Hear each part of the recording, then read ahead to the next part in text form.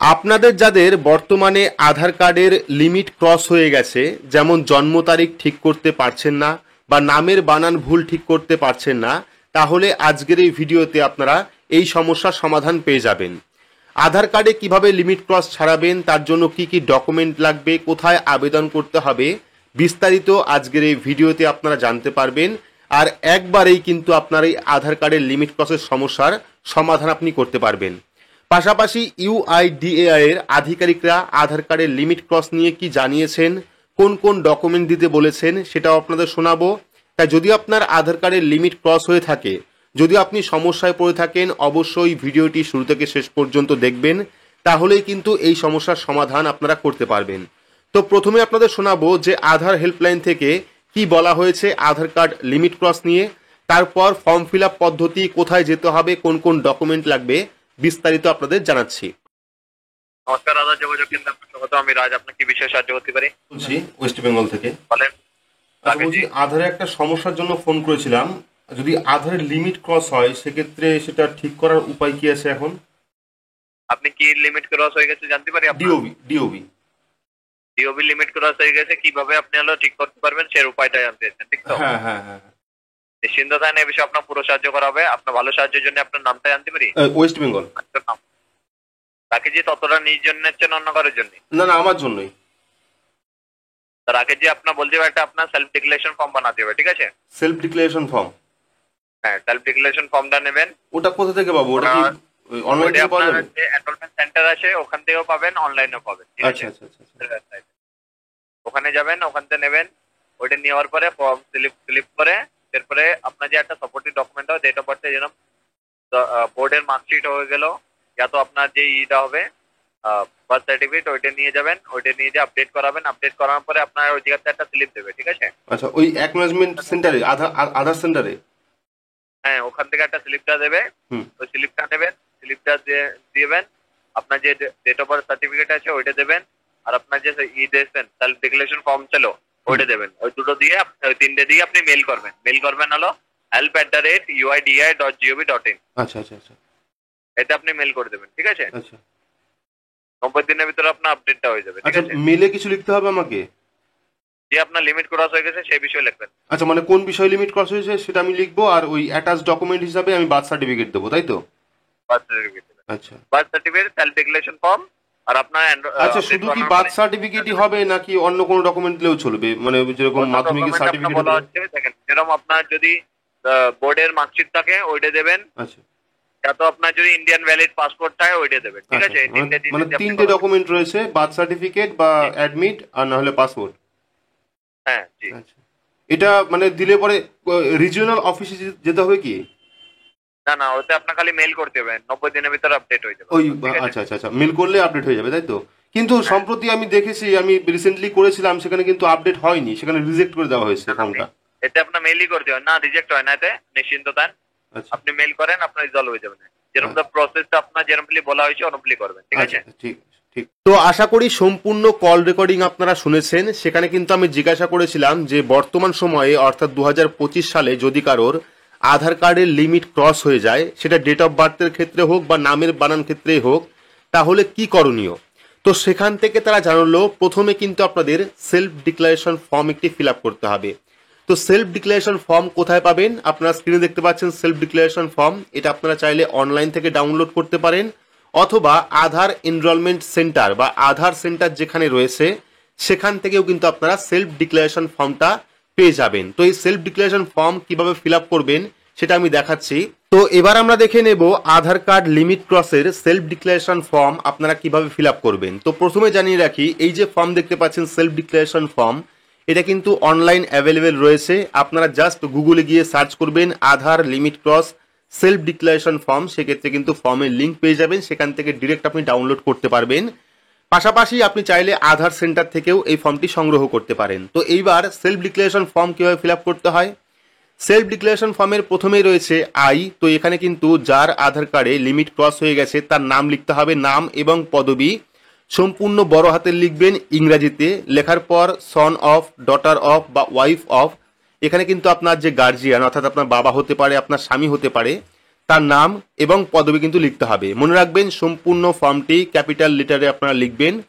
পরবর্তী পেয়ে যাবেন রেসিডেন্ট অফ, তো এখানে কিন্তু আপনার গ্রামের যে সম্পূর্ণ ঠিকানা রয়েছে, ভিলেজ, পোস্ট, ডিস্ট্রিক্ট এবং পিনকোড সম্পূর্ণ আপনাকে লিখতে হবে।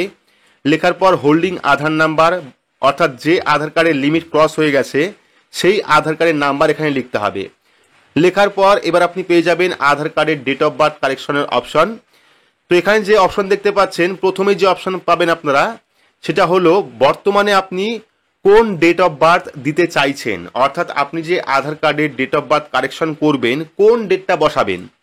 ঠিক আছে, বর্তমানে আপনি যে ডেট অফ বার্থ দিতে চাইছেন সেই ডেট অফ বার্থ এখানে লিখবেন। ঠিক আছে, আপনার যে জন্ম তারিখ, জন্ম মাস এবং জন্মসাল সেটা আপনি লিখবেন। লেখার পর পেয়ে যাবেন আধার নাম্বার। তো এখানে কিন্তু আপনাকে আধার কার্ড নাম্বার লিখতে হবে। আবারও আধার কার্ড নাম্বার দেওয়ার পর এইবার আপনার যে আধার কার্ডে বর্তমান যে ডেট অফ বার্থটা রয়েছে সেটা কিন্তু এখানে মেনশন করতে হবে। অর্থাৎ আপনার আধার কার্ডে বর্তমান যে ভুল ডেট অফ বার্থটা রয়েছে সেটা আপনাকে মেনশন করতে হবে। অর্থাৎ লিখতে হবে এখানে জন্ম তারিখ, জন্ম মাস এবং জন্মসাল। লেখার পর পেয়ে যাবেন সাপোর্টিং ডকুমেন্ট। তো কোন ডকুমেন্ট দিচ্ছেন আপনি আধার কার্ডের জন্ম তারিখ ঠিক করার জন্য বা লিমিট ক্রস ঠিক করার জন্য কোন ডকুমেন্ট আপনি দিচ্ছেন সেই ডকুমেন্টের নামটা এখানে লিখবেন।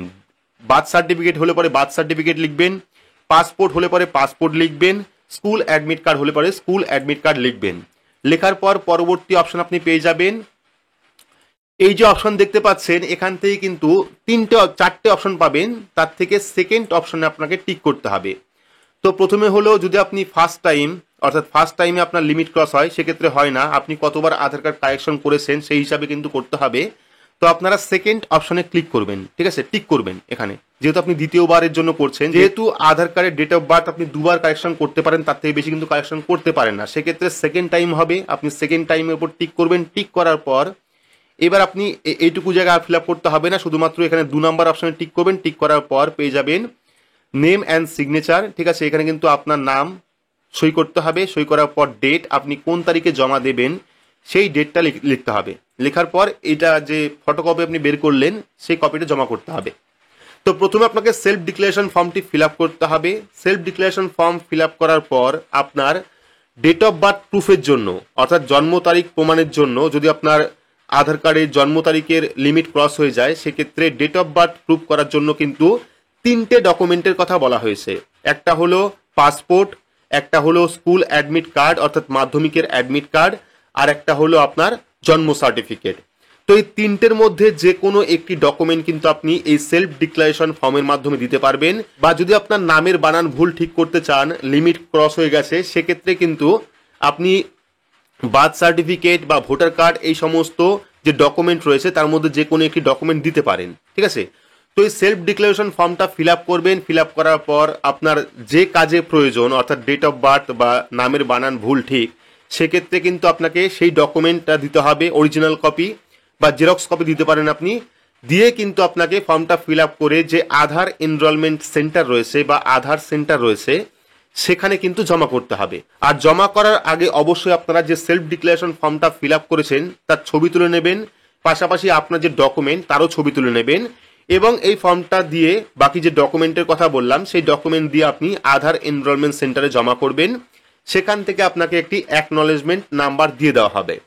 তো এখানে আপনার কাজ শেষ, অর্থাৎ এবার কিন্তু আপনাকে আর কোথাও যাওয়ার প্রয়োজন পড়বে না। আপনি এনরোলমেন্ট সেন্টার থেকে এনরোলমেন্ট নাম্বার পেয়ে গেলেন, বাড়ি চলে আসবেন। চলে আসার পর আপনি যে সেলফ ডিক্লারেশন ফর্মটি ফিল আপ করেছিলেন তার যে ফটোকপি রয়েছে, পাশাপাশি আপনার যে ডকুমেন্ট অর্থাৎ বার্থ সার্টিফিকেট বা পাসপোর্ট বা স্কুল অ্যাডমিট কার্ড, সেটারও একটা ফটো তুলবেন। ফটো তোলার পর আপনারা কি করবেন, একটি ইমেল অ্যাড্রেস পাবেন, সেখান থেকে কিন্তু বলাই হয়েছে যে আপনাকে মেল করতে হবে। ঠিক আছে, তো এই যে মেল অ্যাড্রেস দেখতে পাচ্ছেন help@uidi.gov.in, এই যে মেল অ্যাড্রেস দেখতে পাচ্ছেন, এই মেল অ্যাড্রেসে কিন্তু আপনাদের মেল করতে হবে। মেলে কি লিখতে হবে, যে আপনার আধার কার্ডের লিমিট ক্রস হয়ে গেছে, সেক্ষেত্রে প্রথমে আপনাকে সেলফ ডিক্লারেশন ফর্মটা অ্যাটাচ করতে হবে মেলের মধ্যে। সেলফ ডিক্লারেশন ফর্ম অ্যাটাচ করার পর সাপোর্টিং ডকুমেন্ট হিসাবে যে ডকুমেন্ট আপনি দিয়েছিলেন সেই ডকুমেন্টও অ্যাটাচ করতে হবে, এবং আপনাকে লিখতে হবে আধার লিমিট ক্রস, অর্থাৎ কোনটার লিমিট ক্রস হয়েছে সেটা আপনাকে মেনশন করতে হবে। যেমন ডিওবির ক্ষেত্রে হলে আধার ডিওবি লিমিট ক্রস লিখে আপনাকে অ্যাকনলেজমেন্ট যে স্লিপ পেলেন আধার সেন্টার থেকে সেই অ্যাকনোলেজমেন্ট স্লিপ, পাশাপাশি এই যে ডিক্লারেশন ফর্ম এবং আপনার যে ডকুমেন্ট, এই 3টি ডকুমেন্ট অ্যাটাচ করে কিন্তু help@uidi.gov.in এই মেল অ্যাড্রেসে পাঠাতে হবে। তাহলেই কিন্তু 90 দিনের মধ্যে আপনার যে লিমিট ক্রস সেটা কিন্তু সরে যাবে। তো এমনটাই কিন্তু জানিয়েছে ইউআইডিআর যে হেল্পলাইনে ফোন করেছিলাম সেখান থেকে। আমি এমনটাও বলেছি যে অনেক ক্ষেত্রে আধার কার্ডের যে লিমিট ক্রস তা যদি আবেদন করি সেক্ষেত্রে রিজেক্টেড করে দেওয়া হয়। তো সেখান থেকে বলা হয়েছে সঠিক ডকুমেন্ট দিলে কখনোই কিন্তু, বিশেষ করে মেল করলে কখনোই কিন্তু সেটা রিজেক্টেড হয় না। 90 দিনের মধ্যে, 90 দিন সময় লাগে না, হয়তো বা 20 দিন, 30 দিন বা 40 দিনের মধ্যে, বা হতে পারে 10 দিন বা 12 দিনের মধ্যেই কিন্তু আপনার যে লিমিট ক্রস সেটা কিন্তু চলে যাবে এবং আপনার বর্তমান যে ডেট অফ বার্থ অর্থাৎ যেটা আপনি কারেকশন করতে চাইছেন সেটা কিন্তু কারেকশন হয়ে যাবে। তো এভাবে কিন্তু আপনারা খুব সহজেই শুধুমাত্র আধার এনরোলমেন্ট সেন্টারে গিয়ে আর কোনো অফিস যাওয়ার প্রয়োজন পড়বে না, বাড়ি বসেই কিন্তু আপনারা আধার কার্ডের লিমিট ক্রস ছাড়াতে পারেন। তো বিস্তারিত কল রেকর্ডিং শোনালাম। যদি আপনারা বিশ্বাস না করতে পারেন সেক্ষেত্রে 1947 যে হেল্পলাইন নাম্বার রয়েছে সেই হেল্পলাইন নাম্বারে ফোন করে বিস্তারিত জানতে পারেন। পাশাপাশি ভিডিওটি আপনাদের কেমন লাগলো অবশ্যই কমেন্ট বক্সে কমেন্ট করে জানাবেন। ভিডিওটি ভালো লাগলে লাইক করবেন, চ্যানেলটিকে সাবস্ক্রাইব করে পাশে রাখা বেল আইকনটি প্রেস করে নোটিফিকেশন অল করে রাখবেন। সবার সুবিধার্থে ভিডিওটি শেয়ার করবেন। আজকের মতো এইটুকুই, ধন্যবাদ।